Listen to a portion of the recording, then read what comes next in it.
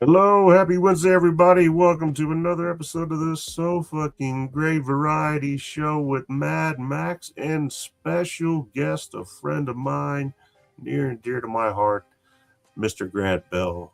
Grant, thank you so much for taking time out to be here with us this evening. I greatly appreciate it. You're welcome, my friend. Glad to be here. We are glad to have you. And though my memory isn't what it used to be, I believe this is our first time doing a show together. Yes, I believe you are correct. And for those of you, let me give a little background on Grant. Grant is a genius. I mean that sincerely in every sense of the word. He is a financial genius.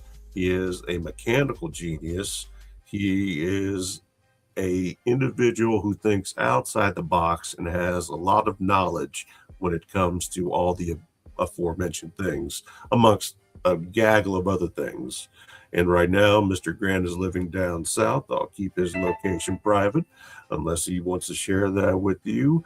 And he's big into restoration of older equipment, such as your John Deere's, pretty much small engine wise, anything. He specializes in European automobiles, Mercedes and BMW in particular. One of the greatest techs I've ever seen and had the privilege to work with. And aside from that, he's got a YouTube channel, and we're privileged and grateful to have Grant on here with us tonight. We're going to talk about football. We're going to talk about tools. So, Grant. Two awesome things. I appreciate the intro. You're too kind, sir. Sure. Pleasure's mine, brother. All right. So starting off in sports, I mean, football and tools. I don't think you can go wrong there for, a little bit of couch talk, getting into what's really important here. So Exactly. Forget about what's going on in the world. Yeah. Pause that. Take it out of your mind. You're here to relax. We're here to talk about things, fun stuff. Yeah. Now, going back to this last weekend in the divisional round, we had a total of 4 games. And just for everybody, we went 50-50 again. So no big surprise, no losing season again so far. No losing record all of the weeks, minus the preseason. And now we have 2 games left. These 2 games are going to consist of the Rams of Los Angeles against the Seahawks of Seattle. And the other game is going to be the Broncos of Denver versus the Patriots of New England. I am excited about these games primarily because, to me, the championship weekend is like watching 2 Super Bowls in a sense. Yeah. I'd agree with that. I think that last week we got served 2 good games, that being the Rams game and also the Broncos-Bills game. And then we got served 2 games that made me want to not watch football anymore. That being that disaster that we saw in New England, and what happened to San Francisco, I don't know. You go in one week to Philadelphia and just look amazing, and then the next week it's like you guys are all on heroin. I don't know what happened. Yeah, that's a good point. So what do you want to start with? You want to start with the games that occurred, or what we think about the games that are coming up? What do we think about the games coming up, and anything you want to add to what you thought did or didn't favor the opposing team or winning team in this last week's matchup? Because there were some controversial calls in some of the games that could have potentially led to a different outcome. Potentially. I'm not saying that it did, but there were some calls, especially in that Buffalo game, to where they called it a interception, though it was very yeah, that's a good point. So the way I look at it is, and I'm a Chiefs fan, so you could say, oh, well, he's a Chiefs fan, he doesn't like the Bills. I have no problem with the Bills, actually. So, I think that they're deserving of getting through. And, I think there were a lot of folks saying, hey, Mahomes isn't here to block you, so go run for it, buddy. But, back to that call and a lot of other calls, I think in this current day and age, you got a lot of folks that are constantly looking at these plays in these reviews where they've came down to, okay, it may be a game decider, right? And, I think that you get to a point where you really have to break it down and look at the NFL rule book. And I think a lot of folks do not look at the rule book. I think a lot of folks get passionate about certain things. So we take that specific play, what constitutes a catch for the offense, right? So you have to complete the process of the catch. You have to maintain control of the ball through the process of the catch and make sure that you maintain that control when you're on the ground and then you're down, right? Until you're ruled down. Yes, that is correct. Okay. So I think a lot of folks think that, okay, well, he had caught the ball and then the defense had ripped it away. And when you look at it from that perspective, you say, okay, well, offense always wins dual possession when going down, right? Kind of like tie goes to the runner in baseball. Exactly. The issue is that they're looking at is if you technically never had full possession of the ball, then the defense can take it away. And there is no, okay, you are awarded possession when it's dual possession, okay, because you never had possession to begin with. Exactly. And the ball was always in play. It never made contact with the ground. The ball's in play. It never made contact with the ground. So I think you can try to split hairs there, but I agree with the call, and I think you're going to have a lot of folks that are upset about that because they're Bills fans and they feel like every single year they get slighted in some way. And I get it. I'd be really upset and frustrated too. I mean, I feel for that fan base, but when it comes to that call, I think they made the correct call. And if I'm going to be honest about it, I don't like putting, if I'm on the Bills, if I'm Josh Allen or I'm on their defense, I don't want to put my team in a position to where potentially a bad call could decide the game anyway. Right.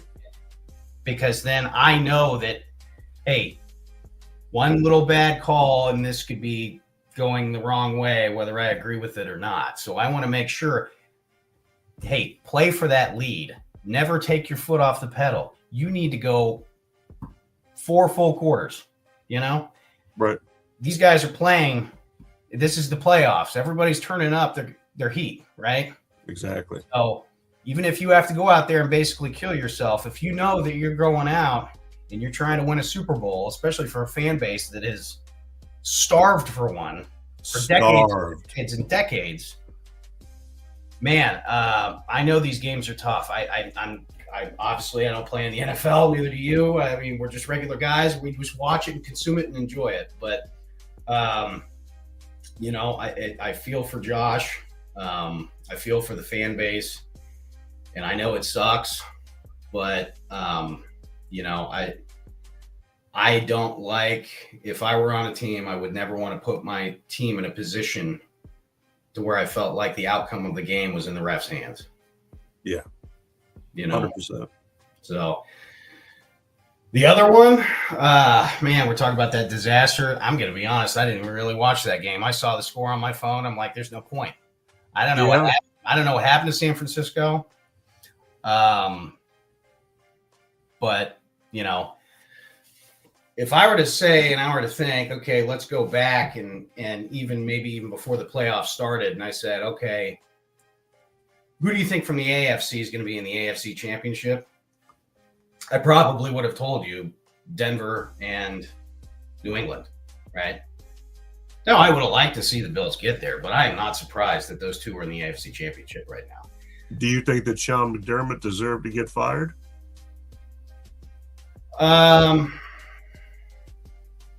There's a lot that goes on in the locker room that, normal folks like us don't know about. I don't know what the politics were. I don't really maybe know what the relationship he had with the owner and the players were. I'm sure they respected the hell out of him. You kind of get in this funk. As a Chiefs fan, you may know it probably is kind of like their Marty Schottenheimer, right? So this guy's always good. He's always going to give you a winning team. You're always going to be in the mix. Let me interrupt you real quick because you said the perfect parallel with Marty Schottenheimer, and we had him as the head coach for the Chiefs for basically from 89 till 98 or 99, 10 years. Marty would consistently take us to the water, but he would never let us drink. Yep. And that is kind of what Sean McDermott is to me, to a point. Now, I'm not by any means saying that he's a bad coach or decisions that he made caused them to lose. He's not out there throwing the ball to anybody. He's not out there having to tackle anybody.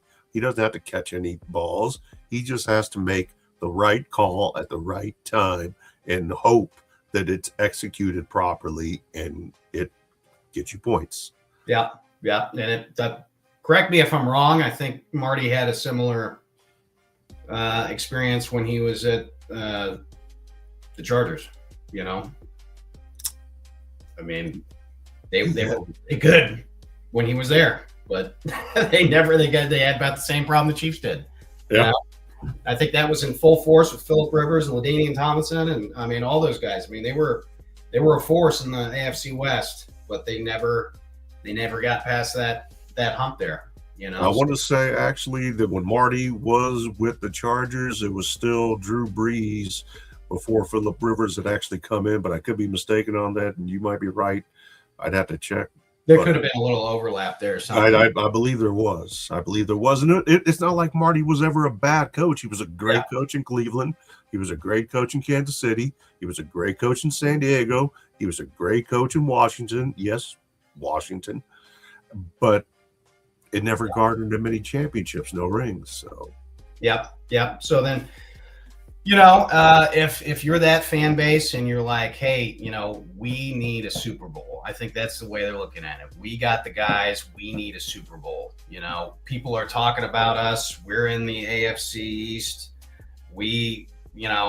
Tom Brady's out. We've got our Josh Allen. He's kind of the new face, if you will, of the NFC or the AFC East. And it's like, all right,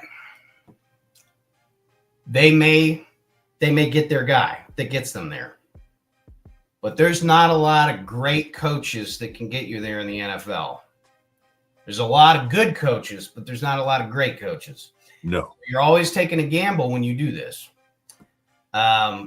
You take a guy like Sean McDermott or Mike Tomlin, any of these guys, I mean, Harbaugh got hired in 2 seconds because there's always the other teams that are like, man, we've been shit for a decade or more. Yeah, I'll take that guy. I mean, we're getting 4 wins a season, and this guy could get us to 10 or 12 on the regular. Hell, we'll take him. 2 seconds, and this guy will be cherished and loved. I mean, that's what happened with Andy Reid, right? Pretty much. Yeah. So I think sometimes these guys got to get put in the right situation. You look at Andy, I don't think Philly was maybe the right situation. I think the quarterback has a lot to do with it. And when you get that dynamic duo, you can make some crazy stuff happen. Take Denver way back in the day. I mean, here's another parallel to think about. I think about it sometimes. When Denver had Elway and Shanahan, okay, they were they were a force to be reckoned with, right? Was that Elway or was that Shanahan? Because I don't feel like Shanahan post Denver, post Elway was anything that was ever impressive. No. So could you have taken me and made me the head coach of the Broncos, or maybe the head coach when Peyton was at his prime, and maybe I would have taken him to the Super Bowl. I don't know. But I see a lot of great quarterbacks, and if they got a pretty good team, these guys kind of are the coach in a way. you know. So Even from the Peyton Manning comparison, if you take him from away from the Colts playing days and put him in the Denver playing days, you gave him Mike Fox and went to the Super Bowl, lost. You changed the coach, get Gary Kubiak in there, you got a Super Bowl win now. Yep. So it's funny how that stuff works out. And sometimes I think it's just this. If you know you got a really good guy and you got a great coach, one of those great coaches, and you got a great quarterback like a Mahomes or a Brady or a Manning, or an Elway, whoever, Stafford, you hold on to those guys. You stick with them and you run them out until they don't last forever, but you hold on to them, right? I think the rest of the league is always constantly playing this, okay, let's move the blocks around. Let's see if we can just get lucky. Maybe somehow, some way, this mix that we made might just be this magic golden ticket that just takes off and gets us somewhere, right? Yeah. And I think sometimes that's luck. I think sometimes you have a GM that's good in the background and knows how to draft and knows how to put these pieces together. And sometimes those guys don't get enough credit for what they do. And if you don't have a good working relationship with the general manager / head coach, then it's not going to be a recipe for success at 100%. 100%. But yeah, I mean, where we're at right now, Denver and New England, not surprised at all. Now, Bo Nix being out, trashing his ankle.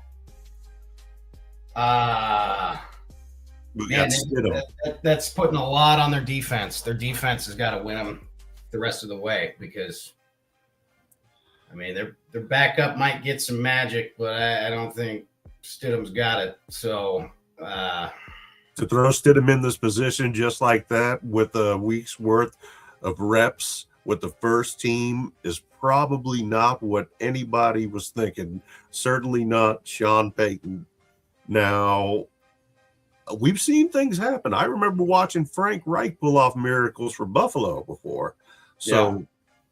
I don't want to discount the fact that Stidham may or may not be able to get them a win, but I do believe that he is capable of being able to manage the game and put points on the board.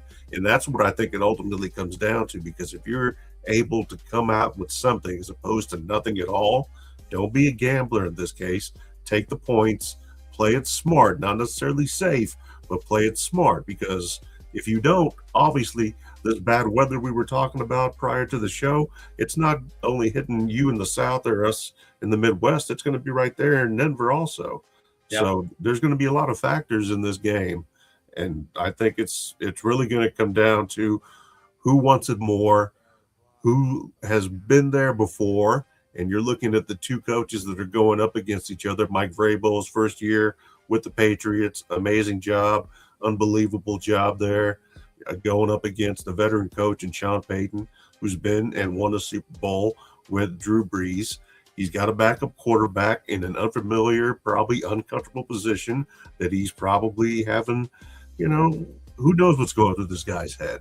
But that is not to say that there is not a chance that he will be able to shine and possibly, potentially, even help Denver win. Yeah. No, you're absolutely right there. A friend of me kind of put it in perspective one time. My buddy Bob, and he was like, because I remember I'd ask him sometimes to be like, I think it was way back in the day we were playing Denver, and I think he just started, and it was Plummer. And I was like, Jake Plummer, oh man, because I think he came in right after, Peyton had retired. And I go, is he any good? And he goes, well, hell yeah, he's good. I go, well, I didn't really hear about him in college. I didn't know anything about him. He's like, let me tell you something. There are 32 guys on this planet that are good enough to be starting quarterbacks in the NFL. So yeah, he's good. I'm like, yeah, that's it's a way to think about it. So yeah, I mean, there might be other guys that are greater, but I mean, only 31 other guys in that league that also have a starting position. So you know, if you're a backup, they at least had enough faith in you to say, hey, you know, you're the next step up if this guy gets injured. What do we, it's 64 now. I mean, they're still really freaking good. Yeah. But I think the thing they're going to have to overcome is, I mean, what do you do if you're New England? What's your defensive coordinator saying?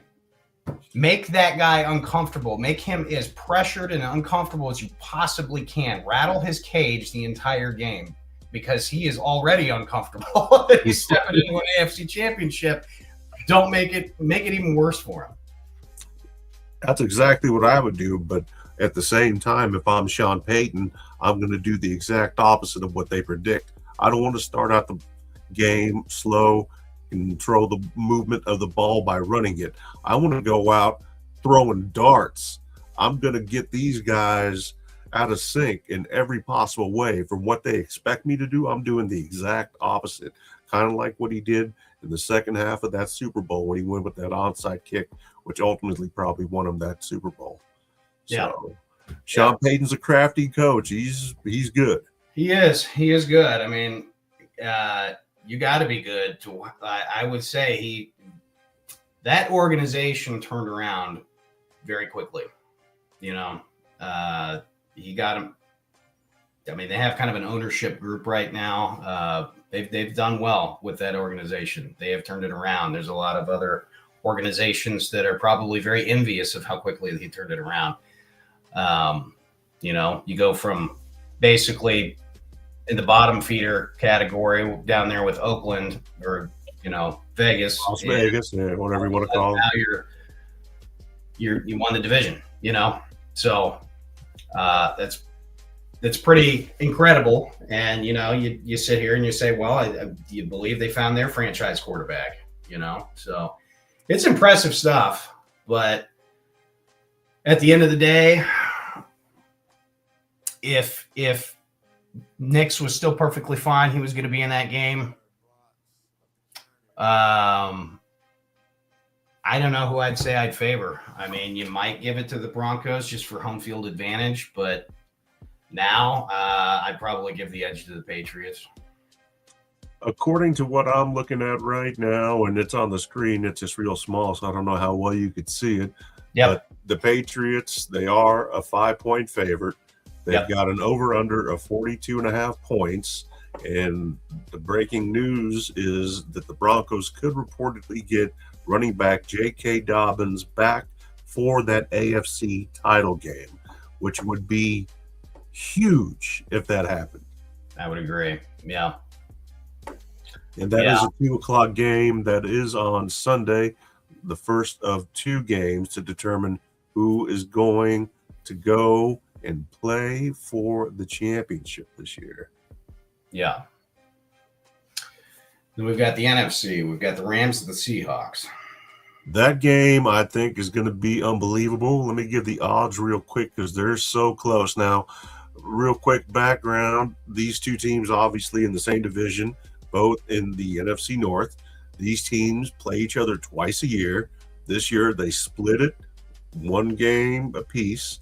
The last game went into overtime and ultimately, determined who would win the division and come out with that number one spot. And in overtime, the Seahawks did end up winning. So this is the third meeting of these two teams in the season. I'm super excited about this game more than anything because I believe, based on the prior games that I've seen played, that it's going to be close.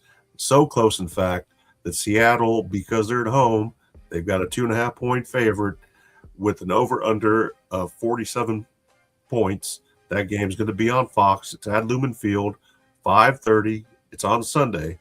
And I think that this game, it's going to be probably one of the funnest games to watch, short of hopefully a good Super Bowl.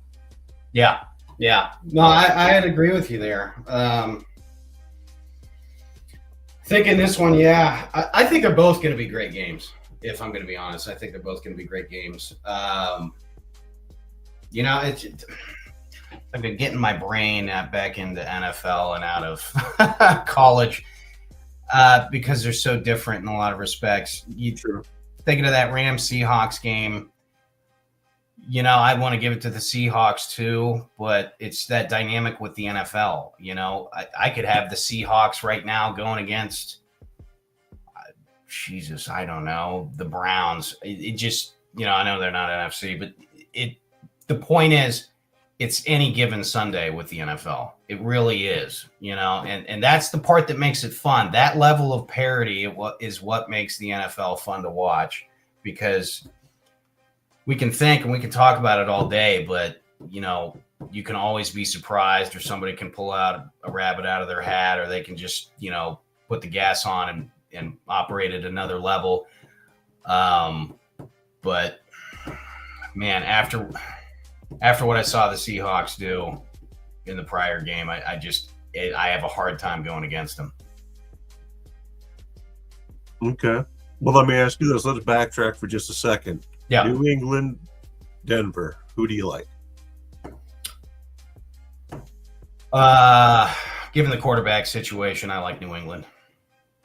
I'm going to have to agree with you on that one. We both agree on that one. Yeah. And as far as the Seahawks and the Rams, you're going with the Seahawks? I'm going with the Seahawks, yeah. I'm going to take the Rams. Yeah. And I will post everything on the community post on the on YouTube. You guys want to check it out. That way you see our picks. We don't edit them. We don't change them. Etched in stone, just like the commandments are. Yep. So, yeah. I think it's going to be fun. I'm looking forward to it. I think that ultimately, and the reason why I'm going with the Rams, you've got Matt Stafford, who is probably hands down the best quarterback out of the four left, in my opinion. He's got a championship. He's got talent. He's been a winner his entire career, whether it was with Georgia, whether it was with the Lions, whether it was with the Rams. He's got confidence. He's got a lot of weapons at his disposal. And though they are going to be in Lumen Stadium, where the 12th man is going to be president, I think that we might actually see a chink in the armor of a USC quarterback, which has never actually won a Super Bowl, in case anybody was curious. Yeah. I don't know that Sam Darnold is going to be the first, but I feel that Matt Stafford, his leadership, bless you, his expertise, and the fact that he's been there before, and Sean McVay's, he's a sneaky guy. He's good. I think that Mike McDonald, great coach. What he's done in Seattle has been amazing, unbelievable. But they got the work cut out for them. So, question: would you? You said the best of the four left. Would you still hold that statement to be true, even if Nix was still playing? If Nix was still playing and he wasn't injured, he's got so much fight and tenacity in him that I would put him probably right par with Stafford. So right there. Okay. Right there. And that's not a knock against Drake May by any means, or Sam Darnold. Nothing against them. They played great. They've been consistent throughout the years. But if I have to go and I look at the entire resume of what they've been able to accomplish, not only from their college to pro career, I look at that and I take it all into account, and I see one guy that stands above the rest, head and shoulders, and that would be Matthew Stafford. Yeah, he's definitely the veteran of the group. That's for sure. Yeah. If you would have told me at the beginning of the season the last four would be Stafford, Stidham, Sam Darnold, and mental lapse. It happens all the time. Should be used to by now. Drake May. Then I would have called you crazy. But here we are, and that's exactly what we have to look forward to. Injured or not, who would you say currently you would put as the top quarterback in the NFL currently? Top quarterback in the NFL currently, still in the playoffs, or just in general? In general. All teams. All teams. A lot of people are going to say Mahomes. I don't necessarily say it's not Mahomes, but I think that like, what I think messed up the season, and people don't really take it into account, is the fact that there's things that are going on outside of football, i.e., trying to get a new stadium, working this deal, working that deal. All that takes a little bit of toll on you because it affects you mentally. It affects the way that you play. It affects the way you think. You got a lot going on. You want to just concentrate on winning football games and making the best play and putting your team in the best position to win. So I think that had a little bit to do with it this season. Ultimately, Mahomes has proven that he can go to a Super Bowl. He can win Super Bowls. He's been able to do it with, I don't want to call inferior, but not as many great players. Not to say that Kelsey isn't great or that other players that he's had in the past aren't great, but he's been able to consistently do it, with the exception of this year, which, like I said, I don't want to make excuses for Mahomes or the Chiefs for why they're not in the playoffs, bless you. But I think a lot of it had to do with, outside factors that heavily contributed to, the reason why they're watching the games instead of playing in them. Yeah. If I'm going to put a blame on anything, I'll just put it real quick. I think the O-line is in dire need of some work. So they should have never got rid of Thuney. Yep. So we'll see what happens there. But yeah, 2 games I'm excited for. Coming right off the heels of what I thought was a great national championship game. It was cool to see teams that are not, one could argue maybe Miami's a blue blood back in the day. I'm not ready to say Miami's back, but, it was really cool and fun to see a team like Indiana just go undefeated and win it and have 3 national championships for the Big Ten in a row. And that's what I look for in a lot of sports to make them exciting. I like to see parity. I like to see stuff get mixed up. I like to see new teams come out, Cinderella stories, what have you.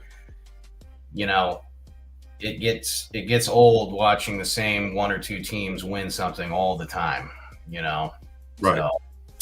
So, parity is what makes it fun, whether you're a fan of the team that's dominating or not. But I think it's good for sports. It's good for the league. It's good for everybody. Absolutely. Change is always good. It might not always be comfortable for everybody, but it's a necessary thing. Get out of your comfort zone and you'll see that things aren't as bad as you might think they could be. Yep.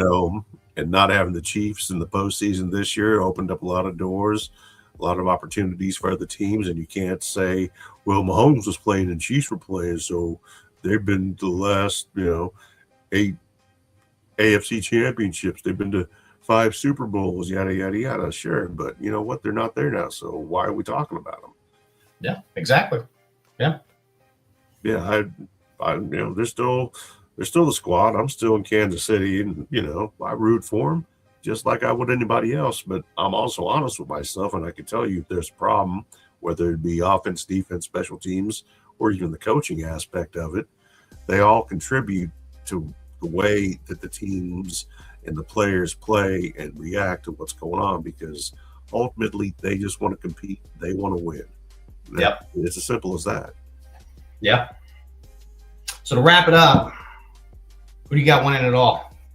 Who do I have winning it all? Honestly, I've got the Rams. You got the Rams winning it all. I got the Rams winning it all. So you got the Rams taking it from New England. I do. When's the last time we had an NFC Super Bowl champ? The two Tampa Bay, or last year, I'm sorry, NFC Super Bowl champ, Eagles. Eagles, that's right, last year. But I think as a Chiefs fan, I've kind of blocked that out of my mind. So yeah, I try to forget about that. That was awful. Yeah, easy to forget. Okay, good to know. All right. That's not to say that, I'm the know-all, be-all, tell-all.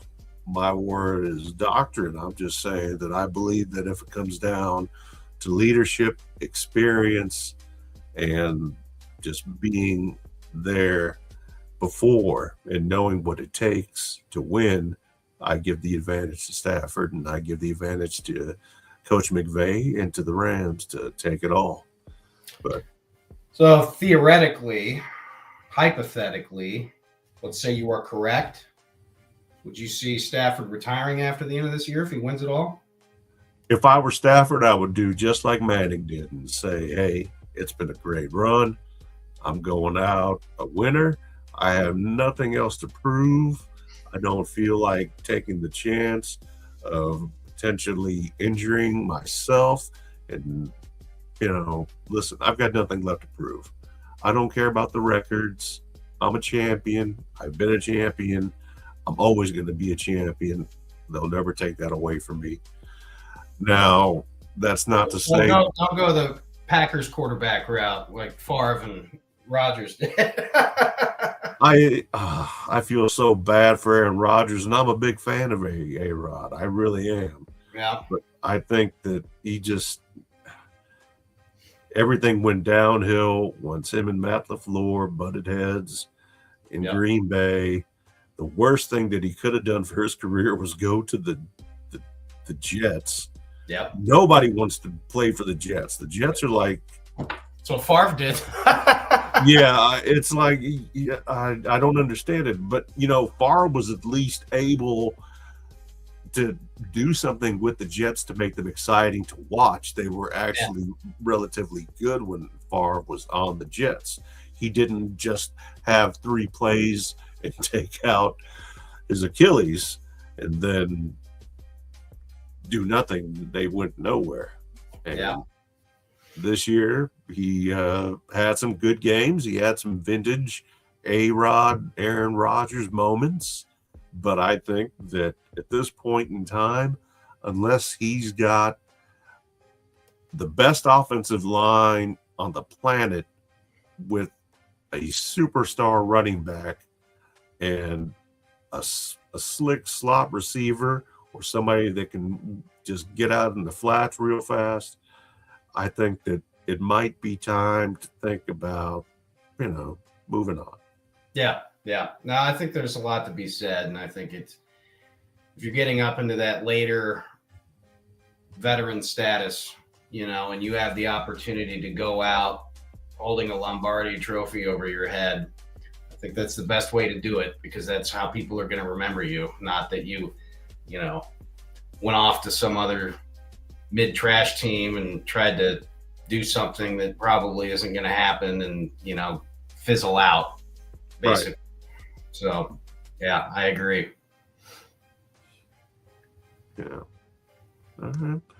Well, let's talk about something near and dear to my heart, and I know it's near and dear to your heart, too.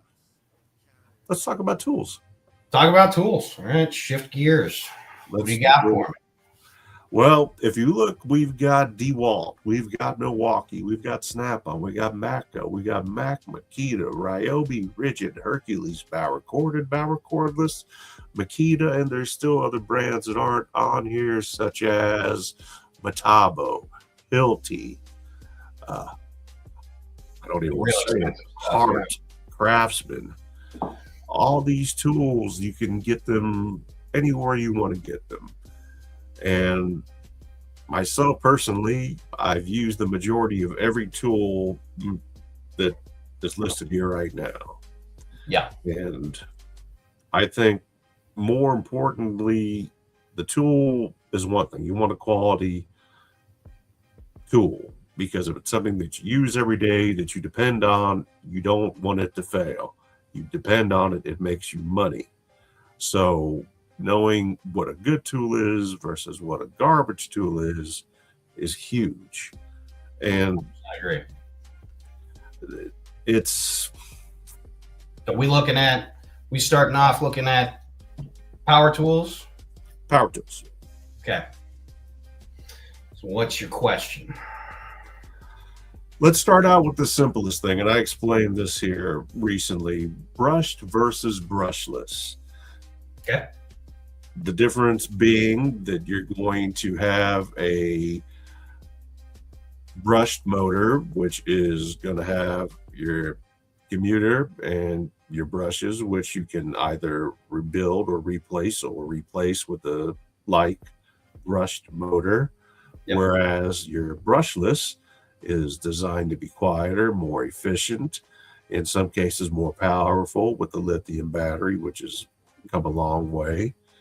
And ultimately, it's the right tool for the right job. And if you're not able to distinguish which tool that is, there's no shame in asking somebody, anybody, or even looking up a YouTube video like this to decide and figure out what it is that you need to use. Now, not all tools are created equal. There's a huge difference between buying a Snap on tool from the Snap on guy and buying some tools from Walmart that are made by TTI that are Hart. It's not the same thing. No. In this day and age, the way that I see the landscape has changed. The new version of Sears is going to be more along the lines of what Harbor Freight sells with their Bauer, with their Hercules, with their Atlas line if you're into outdoor stuff. And the other ones have outdoor stuff too. They've got their 20-volt system, they got a 12-volt system, they got a 40-volt system. You can walk in there, get your warranty as far as hand tools go, lifetime warranty. It's convenient. They've got over 1,500 stores. They continue to expand on the line. They continue to innovate their products. And I think that right now they are the new Sears. I think the new Harbor Freight, however, is Walmart with their line of Hart tools, regardless of whether they're made by TTI, which is the same company that makes Milwaukee, which makes Rigid, which makes Ryobi, etc. I think it's a huge difference. Yeah, they also make Oric vacuum cleaners and Shark and Hoover, and there's so many different things that they make. And the same with SBD, Stanley Black & Decker. You got Stanley, you got Mac, you got DeWalt, you've got it's Porter Cable, Craftsman. There's just so many things that are under that umbrella now. And you know, for the most part, depending on what you do, whether you're a DIY guy, whether you are an individual that just wants to have tools around to be able to take care of your own needs without having to pay somebody to do it, as long as you know what you're doing. And also the fact that it's going to save you a lot of money if you do know how to use tools, what the proper tool is for the proper job, etc. So there's a lot of things to consider: how often you use the tool, the price point of the tool, the quality of the tool, and how often are you going to use the tool. No, those are all great points. You know, and I think before I get into brands, we could talk about, you know, the difference between brushed and brushless. You know, let's do it. You can tell that the companies are all slowly, even some of the cheaper and lower end brands they're all moving towards brushless, right? So the advantages you have with brushless, you hit on a lot of them. You have higher efficiency, right? You have more power. You have more compact motors, right? Because you can get a lot of power out of a much smaller motor when they're brushless, right? Yes. There could be some weight savings, other advantages. There's a lot of advantages to brushless motors. One of the things, and I agree with all of those, one of the things I would put as a point of contention that some people like to throw out there is, that brushless motors are more reliable than brush motors. And I wouldn't necessarily say that that's true. To me, that is like saying an incandescent light bulb is less reliable than an LED light bulb, right? We all know that LED light bulbs are supposed to last 10 years, but I'm pretty sure we all replace those things about the same rate as we did normal light bulbs, right? Yes. And in case anybody doesn't know what LED is, it stands for light emitting diode. Yes, yes. And there's more complexity in there. The more complexity you have in something, the more opportunities you have for the device to fail. Yes. Same thing with a brushless motor, right? Well, you don't have the brushes that eventually wear down, but you do have a control unit that could fry, that could have a bad solder contact joint from dropping it. Those things can get killed, in my argument, just as easily as a brush tool, if not maybe easier, because there's Absolutely.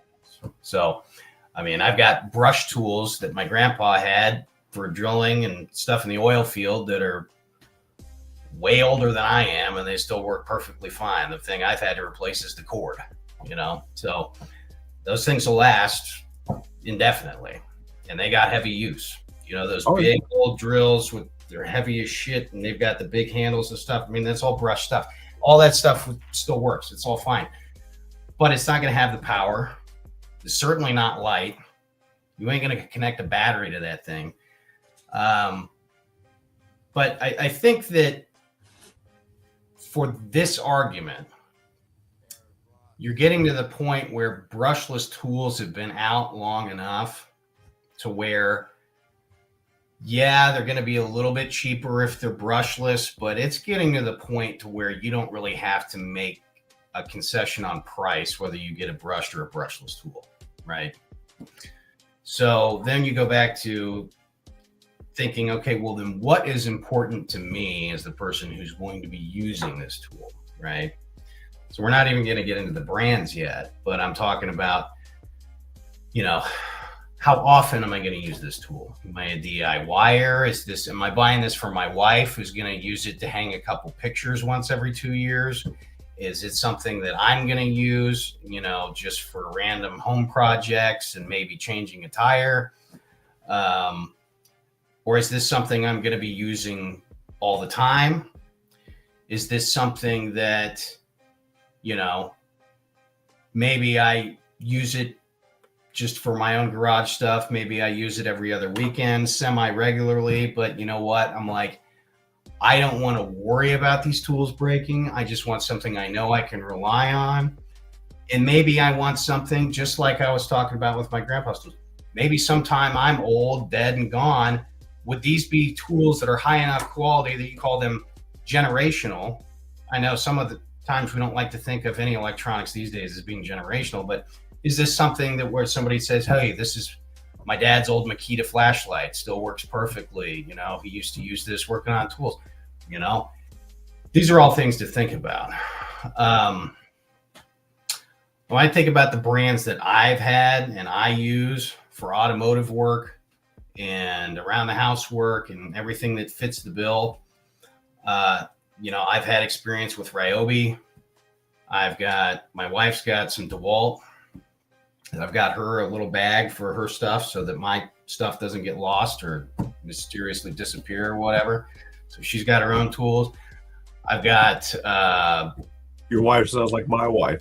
Yeah, exactly. You got your own little toolkit. You got, She's very protective of it. Don't touch my tools. Yeah, exactly. I will not touch your tools as long as you don't touch mine. Yeah, it's a fair trade. You can have your little bag of tools, and I'll have my big box over here. You just play with that.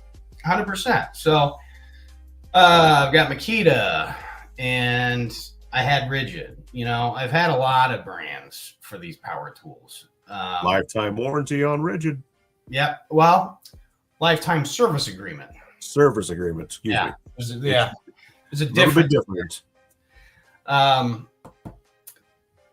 Yeah, but I haven't really dabbled into any of the Harbor Freight power tool brands.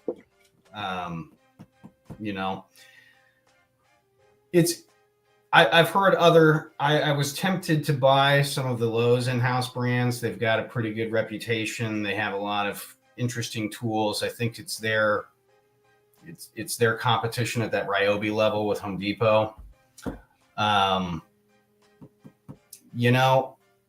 It's hard when you're recommending these things and you're going down the path, I think it really is important to say, what am I going to use it for and what are my intentions? Because you'll go on a lot of these shows, you'll look at a lot of reviews, and it's easy to say, oh, well, just buy this one because it's the best, you know? And a lot of people will go by two things that really aren't that important. They'll go by specs and they'll go by price. Yeah, and it's easy for reviewers and folks on YouTube and people, whoever in that world, to spend other people's money. Well, I'm not spending your money, you're spending your money. So only you know what's best for you given your specific scenario, you know, because at the end of the day, whether I spend, you know, $1,000 on some Hilti impact gun or I spend 200 on a Makita impact gun, it's going to take the wheel off, right? Okay. Well, if I'm only using it a few times a year, many people would say, well, maybe you wasted your money on that Hilti, you know?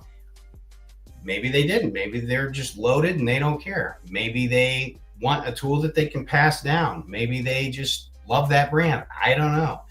But what I can tell you is we can look at it pragmatically and say, this is a quality tool. It's expensive.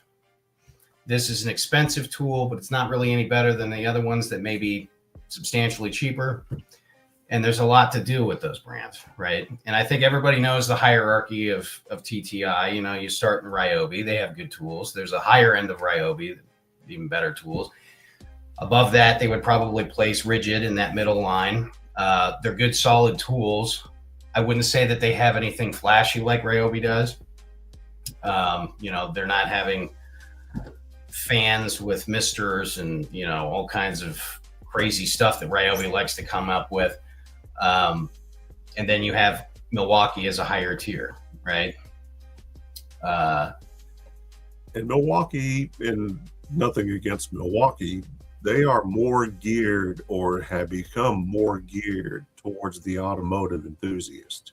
Yeah, I think they found a niche there. And, and it's a good one because I think you got a lot of guys who need those power tools. And if they're looking on the tool trucks and I'm looking at a Snap-on power tool, you know, I'm not sold on spending 3 or 4 times as much for an impact gun from Snap-on as I am from one that I can get from Milwaukee that in a lot of ways outperforms or performs just as well as the Snap-on. If I have a problem with it, it's easy to fix or replace, like the Snap-on. They don't carry the same warranty on their power tools as they do their hand tools. So I think Snap-on has a problem with their value proposition when it comes to their power tools. And I think got a lot of techs that are sitting there and saying, okay, finally another company gets it and they're focusing on my trade and what I do.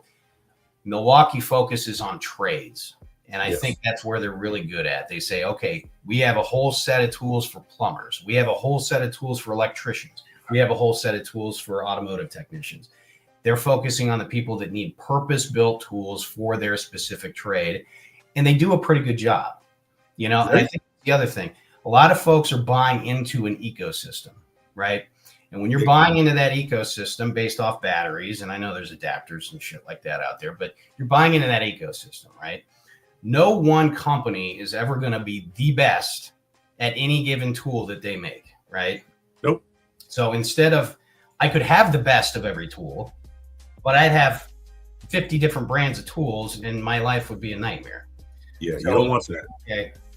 At least if I buy into Milwaukee, I know that more often or not, I may not be getting the best tool, but I'm probably going to be getting a pretty good tool, you know? So 100%. I don't feel like I'm having to gamble or double check or research as much if I want to stay in my ecosystem and say, well, this Milwaukee Impact is pretty damn good. You know, I kind of want to go get their multi-tool. It's probably pretty good tool. It may not be the best. Maybe somebody makes a better multi-tool, but it's probably going to serve me pretty well. And it's true. Yeah. And a lot of tools are like that. And unless you're in the automotive, and I'll use automotive just because that's what I was in for longest. Yeah. You know, automotive, there's a lot of specialty tools because there's a lot of different vehicles, manufacturers, specs, and just so many different little things that you need specialty tools. Not all things that are made by TTI or SBD are necessarily available outside of going to Snap-on, going to Matco, going to Mac, going to Cornwell, etc. So there are some things that the tool trucks do have that the other companies, they don't even want any part of it because they don't. It's not going to be advantageous to them if that tool isn't going to work properly or isn't going to be on par with their competitors and still be at that same price point. So there's certain things that they stay away from, and they do it smartly, I think. Yeah, 100%. So, you know, currently as someone who's heavily bought into the Milwaukee ecosystem after being in a couple others, you know, I have to say I'm pretty happy with my choice. I'm happy with the tools. Great tools. I see how other people may not be. I mean, there's a lot of people that are like, oh, team red or I'm team yellow or whatever. And it's like, you know, if they made complete junk, none of them would be in business. You know, there's certain ones that are better at other things. You know, and DeWalt has advantages over TTI in Milwaukee. You know, there was one thing I was thinking about, you know, before I got into Milwaukee is, okay, well, if I want to buy this tool and I get DeWalt, I can get DeWalt from Home Depot and Lowe's. Right. I can only get Milwaukee from Home Depot. Yep. Not going into Lowe's finding any Milwaukee. No, you're not. So, you know, those are things you kind of take into consideration. You know, if you're constantly going to be visiting somewhere or going somewhere and you're like, okay, well, there's no Home Depot in my area for 50 miles or whatever, well, maybe that's not the best choice if you got a Lowe's down the road, you know, half a mile away.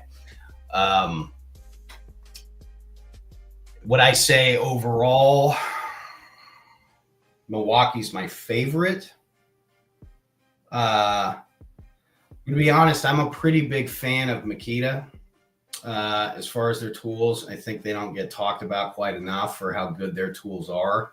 And I think the reason is it's always funny to me when you actually look at the prices, when you go and you shop for these tools. Milwaukee has this stigma that they're really expensive, right? And they're just so much more money than Ryobi or whatever. So people just go out and they buy Ryobi because they have the bigger display areas. They're right on the end caps. You go to Home Depot, all this other stuff. And they kind of pass by the Milwaukee stuff because they just assume it's too expensive. I buy this stuff.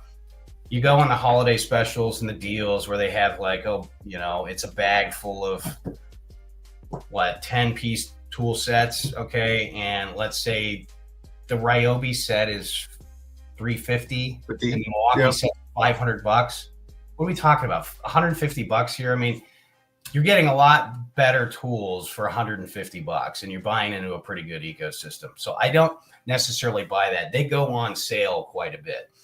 Oh, yeah. Makita's issue is they don't have a lot of sales and they don't do those deals very often. Makita is definitely more expensive than any of those tools. And they have smaller end caps, they have smaller display areas, and they have generally a smaller array of tools that you can go into any of these stores and actually purchase. So you have to be kind of committed to understanding that ecosystem is going to be a little bit harder to build up. But they are good quality tools, even though they are a little bit more expensive and a little bit harder to come across as you're just perusing through big box stores. Right. And they're excellent tools. You can't say anything bad about them. And honestly, when I was still turning a wrench before Milwaukee got into the game at all, I was a huge fan and still am a huge fan. And I swear by this, Ingersoll probably makes the best out of any manufacturer. That's my personal opinion. Ingersoll. Do what? For the power tools? Yes. Yeah, I can't say that I've actually used any IR battery powered tools. All my IR stuff was always air pneumatic, and all their pneumatic stuff was top notch. I mean, I have that was always the stuff I went after. If I wasn't getting like a literally name brand Snap-on, air ratchet or something, I mean, it was going to be Ingersoll Rands. And I can't say any of that stuff ever let me down, and it never had a problem busting a nut loose. Oh no. So, yeah. But I can't say that I actually have used or had any of their actual battery powered stuff. I'd have to research that a little bit. It was really good. You don't hear a whole lot of it right now, and you don't see a lot of it on the tool trucks. For example, the Matco tool truck right now, Milwaukee makes Matco's electric tools. Oh, do they? Okay. Mm-hmm. And that's good. There's nothing wrong with that. It just makes them a little bit more expensive. Yeah. And it's another option. But yeah, that says something from Matco being able to entrust their line, their reputation, and what they've built over the course of their tenure to entrust Milwaukee with making sure that they put out the best quality tool that you're able to sell to your customer in that shop, and they're not going to have a problem with it. Yeah. It's not going to happen with Home Depot. Or not Home Depot. That's not going to happen with Harbor Freight. There's never going to be a Harbor Freight tool truck. I promise you this right now. No, I don't think that's their game. It's not going to happen. I don't know. So if you're thinking about it and you're like, okay, if I'm going to recommend to that guy, who is our audience? Who are we speaking to right now? Are we speaking to the mechanics of the world? Are we speaking to the shade tree guy? Are we speaking to just your average dad that may, cut up some wood and drill some holes for, something he's doing for a tree house he's building his kid? Like, because there's a different audience there. These tools, I couldn't even tell you how many tools are in Ryobi's catalog right now. I mean, it is constantly growing. They're all growing. It's a highly competitive market. And they've got everything from 4-volt all the way up to, I think, 40 or 80 volts. So yeah, a lot of options. And they've had the same battery platform for the last 30 years, literally since 1996. You can get an old Ryobi, and I got them laying around, take a new lithium battery, works like brand new. Yeah. No problem. Yeah. And they give you the choice of having different tiers and what they sell, from brush to brushless. Their HP line, I believe, is their newest line in the brushless category.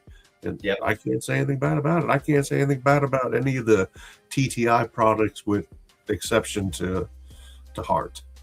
It's just, I get it. I understand it. You're in a pinch. You want to have something because it's better than nothing. Walmart's got it. It's ridiculously cheap. I think it's probably almost being given away for free at this point. But if you need like a 20 tool cordless power kit with batteries, chargers, and everything else that you need, you can spend probably $350, maybe $400 and get it. Yeah, I look at Hart tools in that category as something that like I would have bought.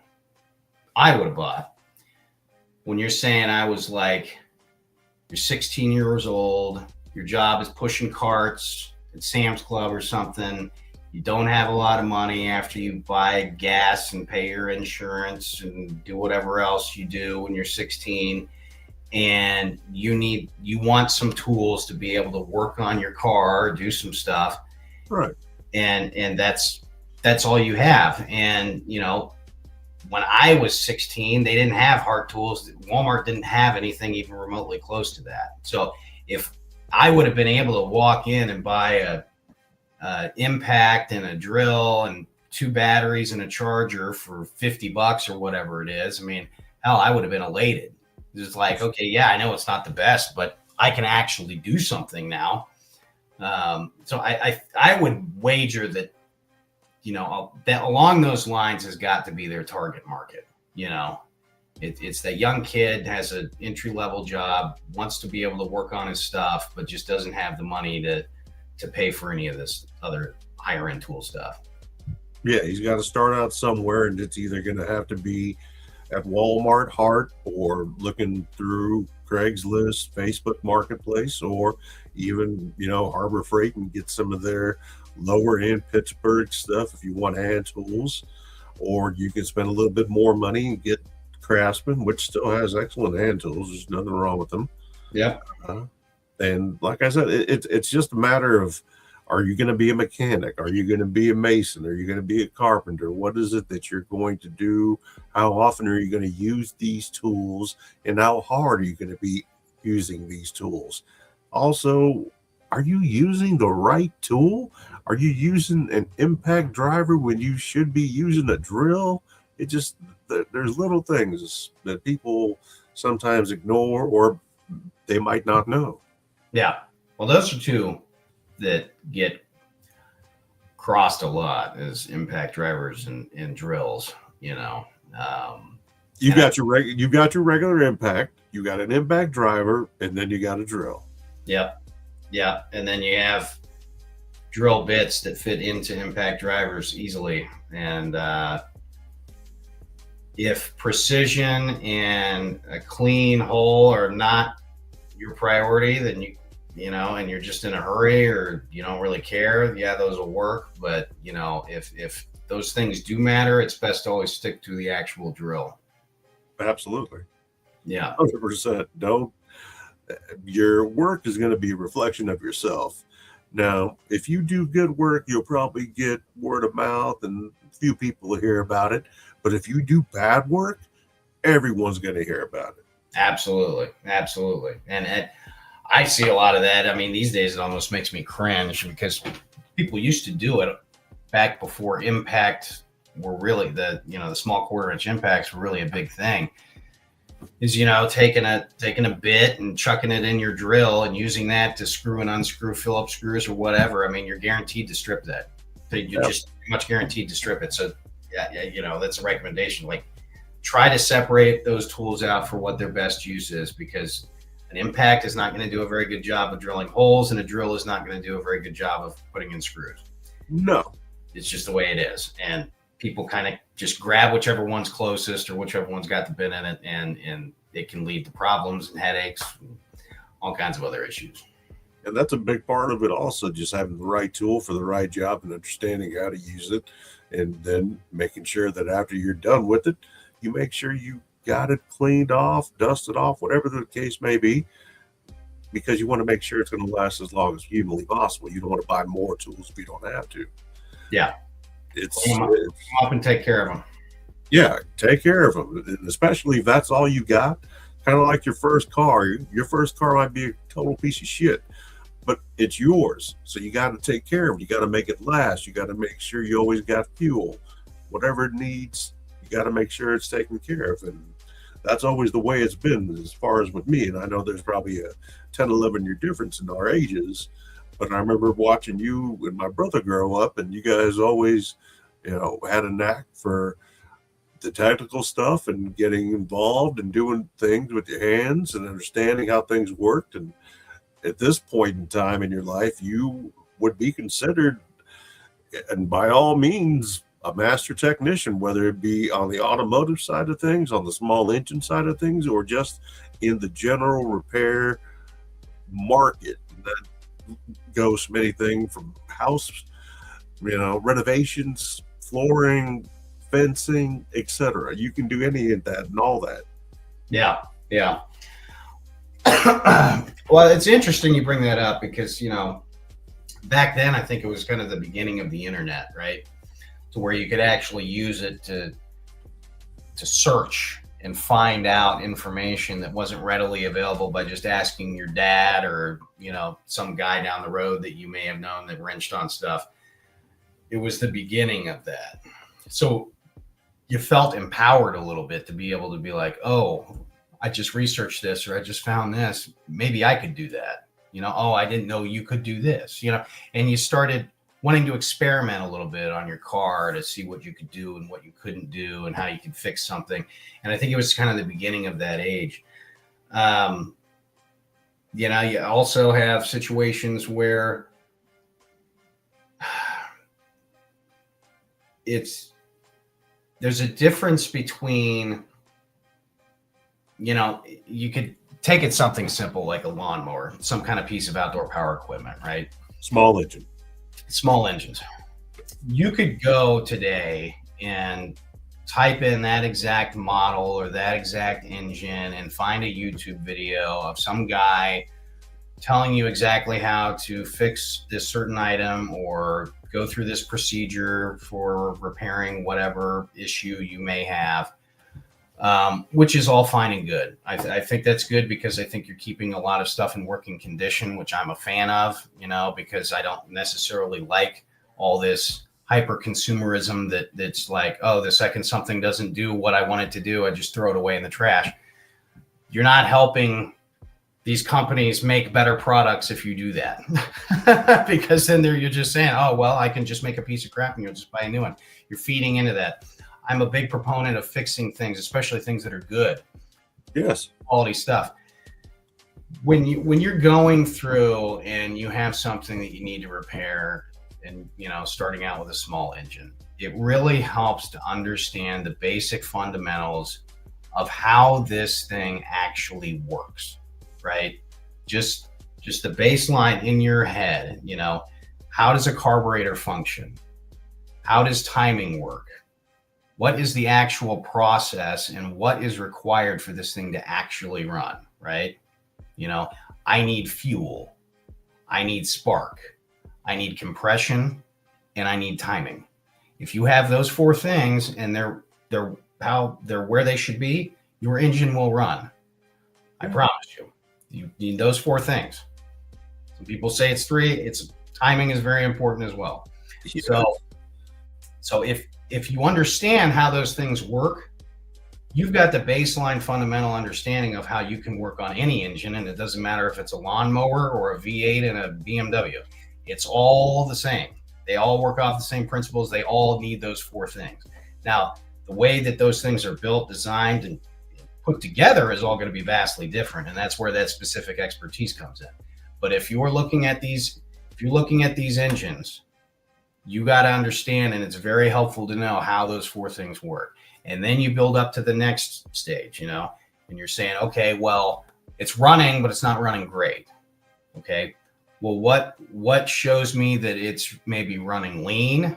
What's maybe showing that it's running too rich? What's maybe showing me that timing is slightly off?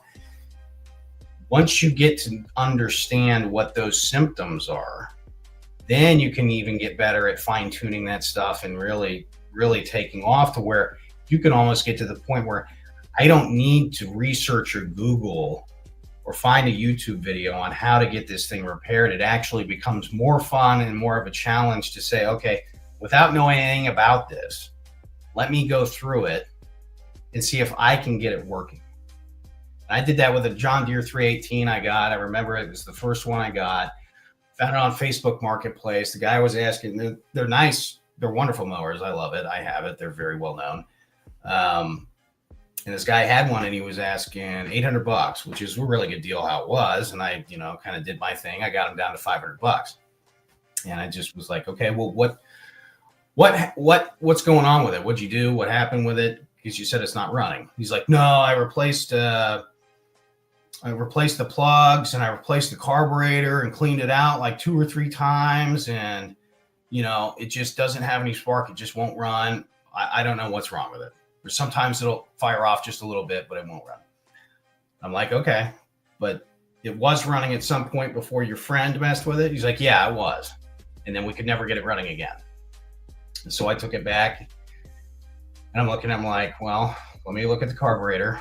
I look at it. It's very clean. There's no issues with it. It didn't screw anything up there. I'm like, okay, so we have fuel delivery. I am looking at it. I'm like, okay, well, I can hear by the way that it's running, we've got compression. So I'm not worried about that. I'm going to assume for right now the timing is fine, because to mess with the timing, he would have had to actually pull the motor and tear into it. And I'm going to assume that it's fine for going forward in diagnostic purposes. So what we're going to look at is spark, right? Well, the only thing that was wrong with it that was preventing it from running was he had the ground wire disconnected for the points on the coil. Okay, so all I had to do was change where that ground wire was, and it fired right up and ran perfectly. No problem. No problem.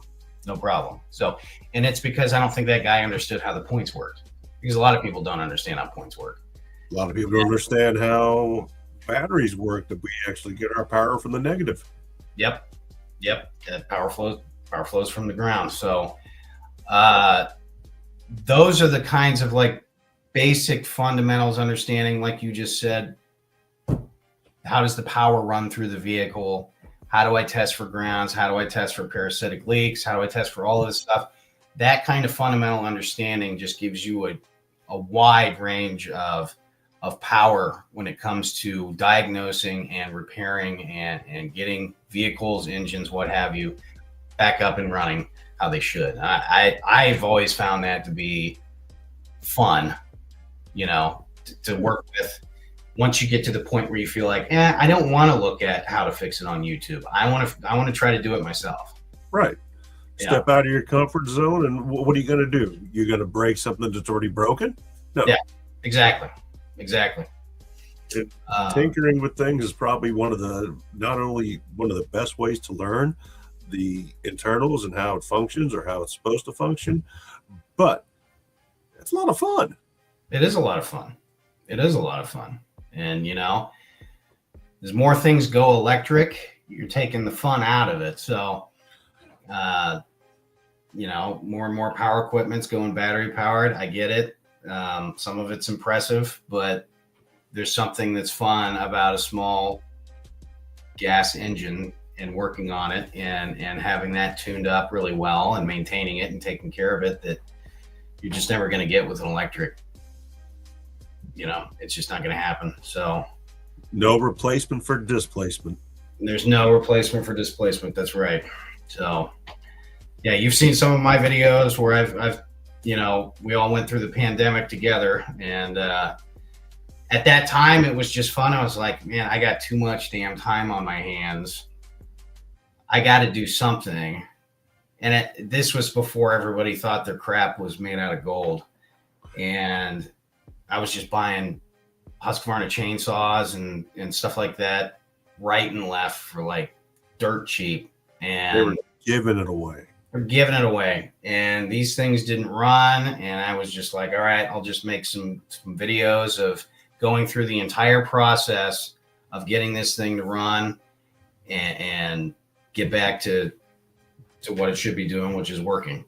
And that was a lot of fun. And I didn't have videos. I was just going through, and we were just saying, okay, let's look at the carb. Let's look at the plug. Let's make sure the timing's good. Let's make sure we got compression. Some of them needed a little bit of a rebuild on that with the rings and some other stuff. But, they're pretty simple, small pieces of equipment. There's nothing terribly complicated there. There's no real electronics or anything there. So it's just, understanding how that thing is working. And, you made a decent little bit of coin for your time messing with them, because you got them so cheap and they weren't working, and you could sell those things off to the pros or other people for $300 or $400 a pop. And, it was kind of fun for a while. Right. Yeah, I agree with you 100%. I don't do anything now due to medical reasons, though. I posted some videos I think it was yesterday, about some drywall I did a while back.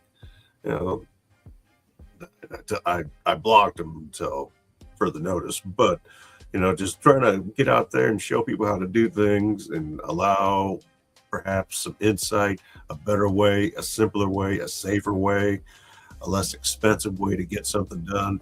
You don't need to try to be the guy over here with all the best stuff.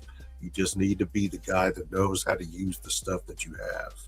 Yep. Well, there's two guys I want to give a shout out to. So one of them is Musty One. I don't know if you've heard of him, but he's a YouTuber, Musty number one. And he does exactly what I was talking about. He will find mowers or four-wheelers or whatever on the side of the road. He'll buy them non-running, dirt cheap, and he will not use any YouTube or cheat sheets. He's just an old tech mechanic guy, and you just kind of go through with him on the process of getting the stuff back up and working and running, and he does a great job. The other guy, to your point, was a guy who used to work on cars, and is in an apartment, and he may have had some other health issues or something, but he could no longer work on vehicles anymore. And this guy's YouTube channels, I think it's called Watch Revival. So what he does is, because he's so limited, is he just has a small desk in his apartment, and he will find, and people will send him these old, sometimes valuable vintage watches and Rolexes and other things. And he's just got the microscope and the camera, and you just walk through them, and he just rebuilds these things to where they just look absolutely perfect and immaculate. And it's just like, he's like, I can't do the car thing anymore. But this is still, I feel like I'm working on, and I'm rebuilding, and I'm doing all this stuff. It's just on a much, much smaller level, but it still requires an immense amount of precision and understanding and technical expertise to do it. Absolutely. While we're at it and giving plugs, would you like to give a plug to your channel? So my channel is GB86. I think it's GEEBEE 86. And it's been inactive for a little while, but I've got some cool videos on there where, like we've kind of mentioned, where we look at some outdoor power equipment and some other things that I've scraped up for cheap or next to nothing, or sometimes free, and at least get it to the point to where I can reasonably get it running and get it in sellable condition. I call them more restorations than restorations, but it's just kind of a fun channel. There's a little bit of computer stuff on there. You can see a couple in the background here. That was also a thing, when it's cold outside and I don't feel like messing with that stuff, or the weather's not good, I'll hunt down some vintage 80s, 90s computers and laptops and bring those back into working order as well on the channel. So we're looking at some point to try to get that going again and get some new videos up for folks that are into one or the other, or maybe both. But yeah, it's fun stuff. That's awesome. And I will put a link in the description for Grant's channel. That way you can tune in, check him out, see his videos. He's got 2-stroke, he's got 4-stroke. Difference being, one's got an oil and fuel mixture, the other one takes oil and takes fuel. There's a difference. You don't want to mess this up.